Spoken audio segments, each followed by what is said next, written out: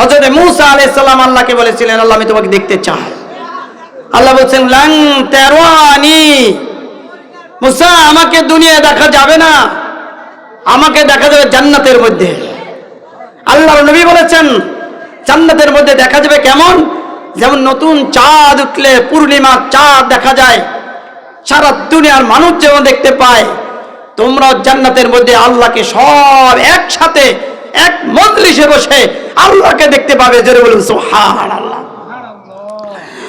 তবে কেন আল্লাহ নবী বললেন আনতা আবুদাল্লাহা কান্নাকা তারা, তোমরা এমন ভাবে আল্লাহর ইবাদত করো যেন তোমরা আল্লাহকে দেখতে পাচ্ছ।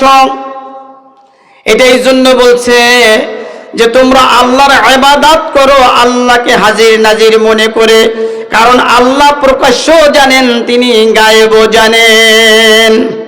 জানেন কিনা? সাত জমিনের নিচে 7টি স্তরের পাথর যদি থাকে, ওই পাথরের ভিতরে একটা পিপিলিকা টক টক করে যদি হাঁটে, ওর পায়ের আওয়াজ আসমানে আরশে আজিমে বসে আল্লাহর কানে বাজে। জানেন কিনা? হযরত মূসা আলাইহিস সালাম স্ত্রী আর শ্যালকরে নিয়ে যখন বাড়ি থেকে রওনা দিয়েছিলেন দামায়ন থেকে, আল্লাহ ডাক দিলেন তুর পাহাড়ে আসো মূসা, তোমাকে কিতাব দেওয়া হবে। সেখানে 40 দিন অবস্থান করলেন। এদিকে স্ত্রীর অন্তঃসজ্জা, আবার সেখানে আবহাওয়া ছিল বৈরী আবহাওয়া, ঠান্ডা বাতাস, স্ত্রী অসুস্থ। স্ত্রীকে বলেন আমি আসতেছি, তোমরা দাঁড়াও। কিন্তু সেখান থেকে আর আসা হয় নাই, কারণ আল্লাহ বলছে এখানে 40 দিন থাকতে হবে। মূসা আলাইহিস সালাম বলছে আল্লাহ আমার স্ত্রী রেখে আসলাম, আমার আত্মীয় রেখে আসলাম, বাড়িতে পৌঁছে দেবো কিন্তু সম্ভব হয় নাই, এখন আমি কি করি, তাদের অবস্থা কি হবে? আল্লাহ বলল ও মূসা তুমি এই পাথরের উপর একটা আঘাত করো। লাঠি দিয়ে আঘাত করলেন, পাথরের ভিতর থেকে আরেকটা পাথর বের হলো। আল্লাহ বলেন আরেকটা আঘাত করো, আরেকটা আঘাত করো, আরেকটা পাথর বের হলো। আল্লাহ বলেন আরেকটা আঘাত করো, আরেকটা পাথর বের হলো। সেখানে ভিতর পাথরে যখন আঘাত করলেন, দেখলেন আল্লাহর একটা মাখলুক প্রাণী পোকা সবুজ একটা ঘাস মুখে নিয়ে চাবাচ্ছে। আল্লাহ বলেন ও মূসা এই 3 স্তর পাথরের মধ্যে জানালা নাই, কবাট নাই, ফুটা নাই, ফাটা নাই, এর মধ্যে রিজিক দিয়েছেন কে? ওই রব যে পাথরের ভিতরে রিজিকের ব্যবস্থা করেছেন, সবুজ ঘাস দিয়ে পোকা বাঁচান, ওই রব তোমার স্ত্রীকে বাঁচাবেন। কোনো চিন্তা করো না, নো টেনশন, এখানে তুমি অপেক্ষা করো, এখানে থাকো। ইনি হলেন আমাদের রব। আল্লাহ নবী বলেছেন আনতা আবুদাল্লাহা কান্নাকা তারা, আল্লাহ তো আমাদের দিকে তাকিয়ে আছেন। আল্লাহ আমাদেরকে ধনী আর গরিব ভিন্নভাবে দেখেন নাকি সবাইরে দেখেন?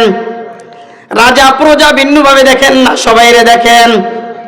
ছোট আর বড় ভিন্নভাবে দেখেন না সবাইরে দেখেন? সৌদি আরব ভালো দেখেন, বাংলাদেশ আলাগো মন্দ দেখেন, এরকম নাকি? সারা দুনিয়ার মানুষ আল্লাহ তাআলা দেখেন, আমরা দেখি না। কথা ঠিক কিনা? আল্লাহ বলছেন আনতা আবুদাল্লাহা কান্নাকা তারা, এমন ভাবে ইবাদত করো যেন তুমি তোমার আল্লাহকে দেখতেছ। খলিফাতুল মুসলিমিন হযরতে উমর রাদিয়াল্লাহু তাআলা আনহু মরুভূমির ভিতর দিয়ে চলছেন, তার সাথে একজন শুধু খাদেম আসলাম রাদিয়াল্লাহু তাআলা আনহু পানির পিপাসা পেয়েছে। হযরত ওমর ফারুক বললেন আসলাম আমার জন্য একটু এখানে দেখো তো কোনো কাফেলা পাওয়া যায় কিনা, বকরি অথবা উট লালন পালন করতেছে, দুম্বা লালন পালন করতেছে, তাহলে ওখান থেকে কিছু দুধ নিয়ে আসো দহন করে, আমার খুব পিপাসা লাগছে, আমি পিপাসায় অস্থির হাঁটতে পারতেছি না, কষ্ট হচ্ছে। আসলাম দূর দূরান্ত থেকে ঘুরে ঘুরে কোনো লোক পাইলেন না, বললেন যে আর একটু দূরে যাও। তো আর একটু দূরে গেলেন, সেখানে যে এক রাখালকে পাওয়া গেল, রাখাল বকরি চালনা করতেছেন। তো বলছে তুমি তো বকরি পালন করতেছ, তুমি কতটুকু দুধ দহন করে দেবা? একজন মুসাফির আছে, মুসাফির বড় পিপাসার্ত তৃষ্ণার্ত, মুসাফির একটু দুধ খাইতে চাইছে, তুমি একটু দুধ দিতে পারো? তো বলছে মুসাফির নিয়ে আসো। তো মুসাফির নিয়ে আসছে। মুসাফিরকে হযরত ওমর ফারুক রাদিয়াল্লাহু তাআলা আনহু। এবার মুসাফির বলছে রাখাল হ্যাঁ এখান থেকে একটু দুধ আমাকে একটু দহন করে দাও, আমি একটু পান করবো, ওর পিপাসার্থ। বলছে না, এখান থেকে দুধ দেওয়া যাবে না। কেন দেওয়া যাবে না? কয় এই বকরিগুলোর মালিক তো আমি না, বকরির মালিক এখানে নাই। তুমি এখান থেকে একটু দুধ দহন করে আমাকে দিলে তো তাতে অসুবিধা না, মালিক তো এখানে নাই, তো তুমি দাও। কয় না, মালিকের অনুমতি ছাড়া আমি কোনো কিছু এখান থেকে কাউকে দিতে পারি না। হয়তো তুমি একটা বকরি বিক্রি করে দাও, আমার কাছে একটা বকরি বিক্রি করো, ওইটা দুধ আমি দহন করব, আমি নিজে সে দুধ পান করব। বলছে না, এটাও আমার পক্ষে সম্ভব না।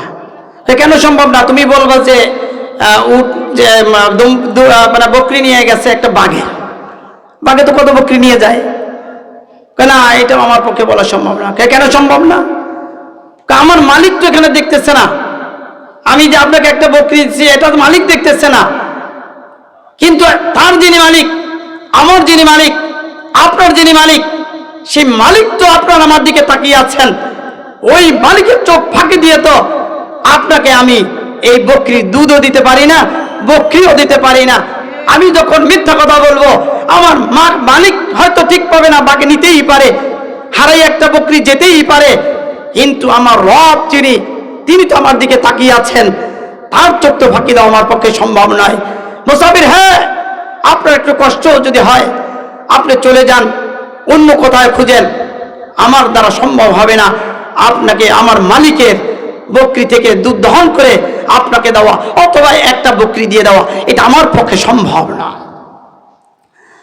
হযরত ওমর বললেন, আরে রাখাল, তোমার মতন যদি রাখাল এই পৃথিবীতে থাকে, এই পৃথিবীতে ভূমিকম্প হবে না, ভূমিধস হবে না, এই পৃথিবীতে অতিবৃষ্টি হবে না, অনাবৃষ্টি হবে না, এই পৃথিবীর মানুষ না খেয়ে মরবে না, এই পৃথিবীতে কোনো প্রাকৃতিক দুর্যোগ হবে না।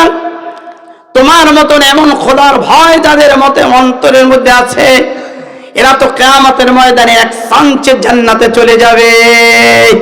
সুবহানাল্লাহ বলবেন না? এটাকে বলা হয়েছে খোদার ভয়, আল্লাহর ভয়, এটাকেই বলা হয়।